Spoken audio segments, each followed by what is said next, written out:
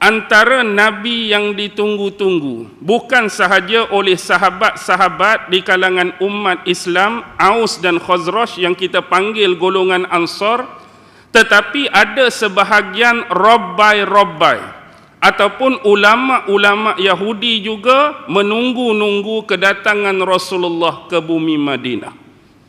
Secara umum, kebanyakan orang-orang Yahudi memang tidak senang.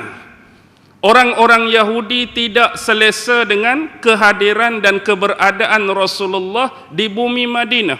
Rata-rata itulah pandangan orang Yahudi, tak suka, tak senang, tak selesa Nabi Muhammad datang ke Madinah.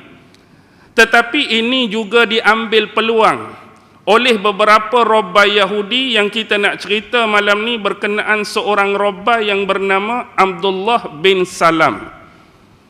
Kemudiannya dia masuk Islam dan jadi antara sahabat besar Nabi Muhammad sallallahu alaihi wasallam. Ni zaman, ni cerita yang mana Abdullah belum masuk Islam. Jadi Abdullah ni secara umum bukan nama betul dia. Abdullah bin Salam ni nama betul dia Al-Husain bin Salam bin Haris. Husain nama dia. Kemudian baru Rasulullah tukar nama dia dari Husain kepada Abdullah. Jadi bila nak menunggu-nunggu kedatangan Nabi Muhammad ni, dia nak tengok apa? Sebab sebelum ni dia antara orang yang kuat tiga benda. Biasa di sisi ulama-ulama ataupun rabbai Yahudi ni, dia kena kuat tiga benda. Pertama ialah kena kuat beribadah, mengikut tata cara dan aturan agama mereka. Yang kedua, kena mengajar ajaran-ajaran daripada Nabi Allah Musa yang mereka kutip dan ambil daripada kitab Taurat. Yang ketiga, kena rajin dah baca Taurat. Taraf ulama kita hari ini seolah-olah bila orang kata kita ulama, rajin tak baca Quran? Quran jarang-jarang baca. Rajin tak mengajak pi sana, pi sini, berdakwah sana. Oh, saya ulama saja, tak berdakwah, tak berceramah. Jadi itulah yang boleh kita katakan. Bila dia meneliti ayat-ayat di dalam Taurat, dia menemukan perkara-perkara yang mana membuatnya berfikir. Iaitu dikisahkan dalam Taurat tentang khabar ataupun berita kedatangan seorang Nabi di akhir zaman, yang akan memenuhi dan menggenapkan dakwah para Nabi dan Rasul sebelum ini. Lalu dia baca Taurat dia, dia kaji Taurat dia, antara yang dia cari ialah 5 benda. Pertama ialah siapakah nama Rasul ni. Yang kedua, apakah salasilah keturunan dia. Yang ketiga, bagaimana perwatakan Nabi dan Rasul akhir zaman ni. Karakteristik dia macam mana, pembawaan dia macam mana. Yang keempat, bila dia akan keluar, dan yang kelima, di mana tempat dia akan keluar. Jadi 5 persoalan ni dia ambil fakta, dia ambil maklumat daripada Taurat yang dia baca, di samping bertanyakan hal-hal tersebut kepada orang lain. Bahkan Al-Quran pun menyebutkan tentang antara sifat ulama-ulama dan rabbai Yahudi, mereka lebih mengenali ciri-ciri dan sifat Nabi Muhammad lebih daripada mereka kenal anak-anak mereka sendiri. Mereka ambil tahu, mereka ambil berat. Yang jadi masalahnya bila Nabi dan Rasul ni benar-benar keluar, mereka tak mau beriman pula. Sebelum keluar duk cari siapa orang ni. Sebelum keluar duk cari siapa Nabi dan Rasul ni. Bila betul-betul ada di kalangan mereka, bersama mereka, mereka tolak pula dakwah dan seruan Nabi Muhammad sallallahu alaihi wasallam. Jadi bila Nabi Muhammad masuk diiringi sahabat-sahabatnya ke bumi Madinah, Abdullah bin Salam antara orang yang lihat peristiwa ni. Dia antara yang dia mengakui bahawa dia termasuk sama seperti Yahudi lain pada awalnya tak senang dan tak selesa dengan kehadiran Nabi Muhammad. Tetapi bila aku benar-benar melihat Muhammad, melihat wajahnya, melihat perwatakannya, aku berani mengatakan bahawa Muhammad ini padanya tidak ada sifat-sifat manusia yang berdusta. Tak tahu lagi Nabi ni macam mana. Baru tengok perwatakan, baru tengok wajah, tapi gaya dia bila aku tengok, orang ni bukan jenis orang berbohong. Orang ni bukan jenis orang menipu. Orang ni bukan jenis orang berdusta. Jadi bila sahabat-sahabat mengiringi Rasulullah ke satu rumah, peristiwa ni berlaku sewaktu Rasulullah di Quba. Jadi Abdullah bin Salam ni melanjutkan kisah dia. Perkara pertama yang aku benar-benar dengar, yang keluar daripada mulut Muhammad. Tadi tengok, tapi benda pertama yang aku betul-betul dengar, yang keluar daripada mulut Muhammad, 5 benda dia sebut. Yang disebut oleh Rasulullah apa dia? Kepada sahabat-sahabat dia, ya ayyuhan nas, wahai sekalian manusia, afshus salam. Nombor 1, tebarkanlah salam di antara kalian.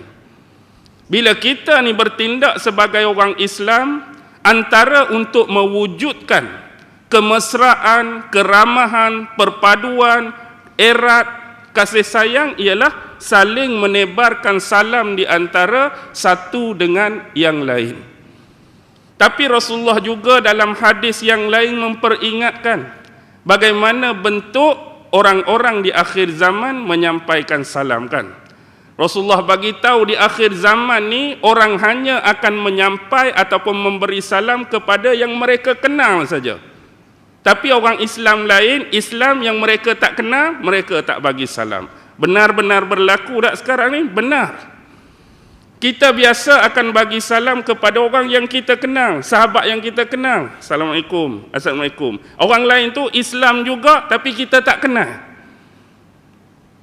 Dah ramai yang tak bagi salam. Ini berlaku. Baik, yang kedua, wa at'imut ta'am. Berilah makan, jamulah makan kepada orang-orang miskin. Lepas tebarkan salam, kena bagi bantuan berupa bagi makan kepada orang yang memerlukan, kepada orang yang tak ada makanan. Yang ketiga, wasilul arham. Hubungkanlah tali silaturrahim. Jangan berpecah belah, jangan bergaduh, jangan berburuk sangka, jangan sangsi antara satu dengan lain, jangan tuduh menuduh. Kena mempereratkan, menyambung tali silaturrahim. Yang keempat, apa dia? Nabi suruh semayang. Wasallu bil laili wan nasu niyam. Hendaklah kamu bersolat, sembayang pada waktu malam di saat manusia lain lelap dalam tidur-tidur mereka. Maksudnya yang ni ada hubungan dengan ibadah, iaitu hubungan kedekatan dan ketaatan seorang hamba dengan Tuhan dia. Semayanglah di saat waktu malam kebiasaannya orang lain lelap dalam tidur-tidur mereka. Dan yang terakhir apa yang Rasulullah sebut? Wa tadkhulunal jannata bisalam. Nescaya kalau siapa-siapa buat benda yang disebutkan tadi, dia akan dimasukkan oleh Allah ke dalam syurga dengan sejahtera. Inilah dakwaan yang diucapkan oleh Abdullah bin Salam, perkataan yang mula-mula didengar daripada mulut Rasulullah. Satu perkataan dan ucapan yang begitu indah, yang begitu baik untuk diamalkan. Jadi di kemudian hari, dia menemui Rasulullah dan dia menyatakan keislaman dia di hadapan Rasulullah. Dia masuk Islam. Lepas tu Rasulullah tanya, apa nama kamu? Dia jawab, Al-Husain bin Salam. Jadi Rasulullah tukar nama dia Abdullah bin Salam. Dan dia bersetuju dengan nama tersebut. Begitulah lebih baik, nama aku Abdullah bin Salam. Dan dikenal sampai hari ini pun sebagai Abdullah bin Salam bin Haris. Jadi dulu, waktu Rasulullah mula-mula sampai di Quba tu, orang-orang di Quba ni sambut Nabi. Abdullah bin Salam waktu tu ada kawasan tu. Dia berada di atas mana? Di atas pokok tamar. Adalah kerja dia buat masa tu atas pokok tamar. Kebetulan di bawah tu ada bibi dia. Bukan bibi orang gaji, makcik dia. Makcik dia ni dalam sejarah nama dia Khalidah binti Haris. Khalidah binti Haris. Bak nama dia Husain bin Salam bin Haris. Jadi ni adik-beradik bapak dia. Jadi dia kata Allahu Akbar. Sesungguhnya Nabi yang ditunggu-tunggu sudah sampai. Dengar saja dia kata macam tu, makcik dia ni tak suka. Makcik dia kata apa? Semoga Tuhan menyusahkan hidup kamu. Nak marah sangat.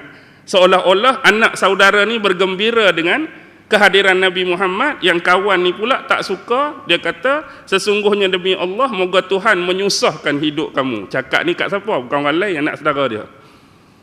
Adakah kamu akan senang hati menyambut kedatangan Nabi Musa sekiranya hak datang tu ialah Nabi Musa? Adakah kamu akan sesenang ni berbanding dengan rasa seronoknya jiwa dan hati kamu dengan kehadiran Muhammad? Mak saudara dia nak bandingkan, kalaulah datang tu Nabi Musa, kamu rasa lagi seronok dengan menyambut kedatangan Muhammad. Adakah ini nabi-nabi yang kamu kata akan keluar tu, iaitu nabi yang akan menggenapkan para rasul sebelum ini? Ya, benar. Jadi inilah antara tokoh yang disebutkan oleh Imam Ibnu Katsir berkaitan dengan apa? Berkaitan dengan kepribadian, berkaitan dengan watak, berkaitan dengan perkataan yang mana memberikan bukti-bukti, dalil dan hujah sebagai sokongan dan dukungan untuk seseorang yang mempunyai hati yang bersih, pemikiran yang cerdas, untuk memahamkan kepada mereka ini adalah Nabi yang sebenar-benarnya. Ini adalah bentuk Rasul yang sebenar-benarnya.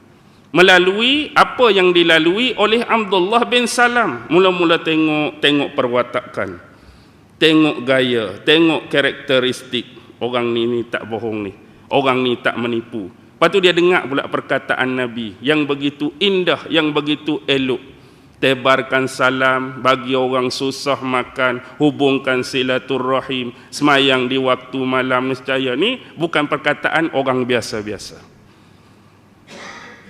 Jadi seseorang yang lain tu dapat memahami dengan baik, kalaulah dia Rasul, memang layaklah melalui perwatakan, perkataan dan perbuatan dia. Tetapi bagaimana pula dengan Musailamah?